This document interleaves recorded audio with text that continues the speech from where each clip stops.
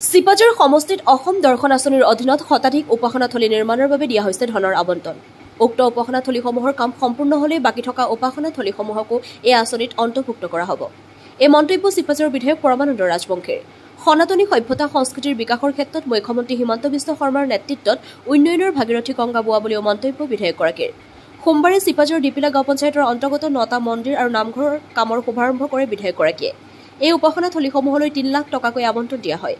শুভাৰম্ভ অনুষ্ঠানত বিধায়কগৰাকীৰ সৈতে উপস্থিত থাকে খণ্ড উন্নয়ন বিষয়া ভিগুপতি ৰয়, সহায়ক অভিযন্তা বিনোদ চহৰীয়া, ডিপিলা গাঁও পঞ্চায়তৰ সভাপতি গজেন কলিতাৰ লগতে স্থানীয় ৰাইজ। News desk AIN live. আমি আজি আমাৰ সাংবাদিক বন্ধুসকলৰ জৰিয়তে ৰাইজক জনাবলৈ পাই সুখী হৈছোঁ যে আমাৰ যশস্বী মুখ্যমন্ত্ৰী ডক্টৰ হিমন্ত বিশ্ব শৰ্মা ডাঙৰীয়াৰ নেতৃত্বত যি ধৰণে আমাৰ সনাতনী সভ্যতা সংস্কৃতি আৰু আমাৰ সবকা সাথ সবকা বিকাশৰ যি ভাগীৰথী গংগা উন্নয়নৰ ক্ষেত্ৰত বাঢ়িছে, সেই ক্ষেত্ৰত এটা মাত্ৰ উদাহৰণহে আজি যথেষ্ট। সেয়া হৈছে কি যে আজি প্ৰায় 3 বছৰ ধৰি আমাৰ মাননীয় মুখ্যমন্ত্ৰী মহোদয়ৰ পৰামৰ্শ অনুসৰি 100ৰো অধিক আমাৰ যিমানবোৰ উপাসনাস্থলী আছে এই উপাসনাস্থলীত আমি প্ৰায়বোৰকে আমি কি কৰিছোঁ, অসম দৰ্শন আঁচনিৰ জৰিয়তে আমি মন্দিৰে হওক বা আমাৰ নামঘৰে হওক বা আমাৰ অন্যান্য উপাসনাস্থলীলৈ আমি সেই কামখিনি কৰাই নহয়, সেই কামখিনি কৰাৰ কাৰণে ইতিমধ্যে অন্তিম পৰ্যায়ত আটাইখিনি কামেই আছে আৰু 70টা মন্দিৰ বা নামঘৰ বা উপাসনাস্থলী নিৰ্মাণ হৈ উঠিছে।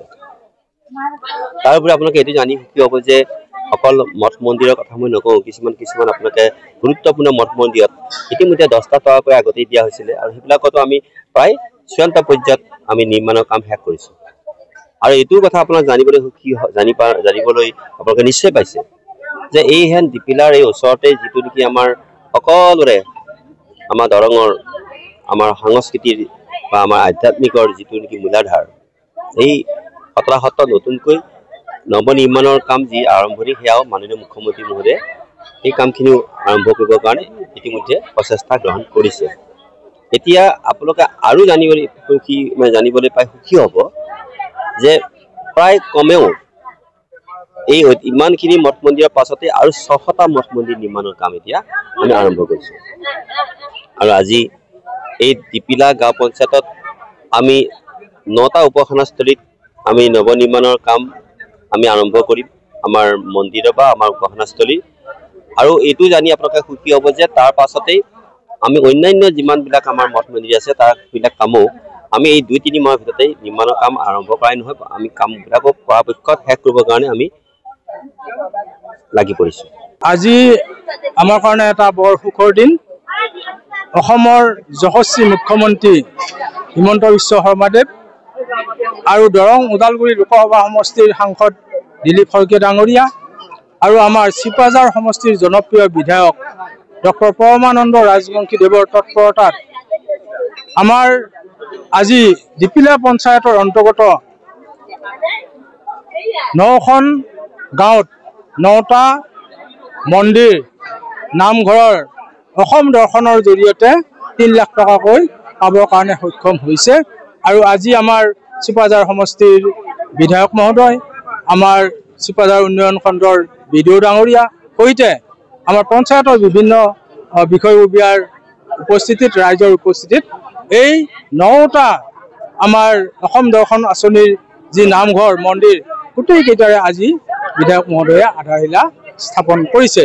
দ্ৰুত ইণ্টাৰনেট, দ্ৰুত সংযোগ এতিয়া এমনেট ফাইবাৰ ফাষ্টৰ সৈতে। বাফাৰ নহয়, স্পীড উৰণ। নয়ন ইনফৰটেকৰ এমনেট ব্ৰডবেণ্ড ব্যৱহাৰ কৰক। 3 মাহৰ ফ্ৰী ইনষ্টলেশ্যন পোৱা যায় মাত্ৰ 342ৰ পৰা। অসমৰ প্ৰতিটো ঘৰত দ্ৰুত ইণ্টাৰনেট এমনেট ফাইবাৰ ফাষ্ট আপোনাৰ লগত। অনলাইন কাম, খেল আৰু বিনোদন একে ইণ্টাৰনেটত সম্ভৱ।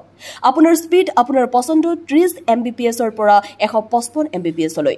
এতিয়া ধীৰ ইণ্টাৰনেটক বিদায় দি ফাইবাৰ ফাষ্ট লৈ আহক। অসমত প্ৰথম দ্ৰুততম ইণ্টাৰনেট সেৱা MS নয়ন ইনফৰটেকৰ পৰা। নতুন যুগৰ নতুন স্পীড ফাইবাৰ ফাষ্ট ঘৰলৈ।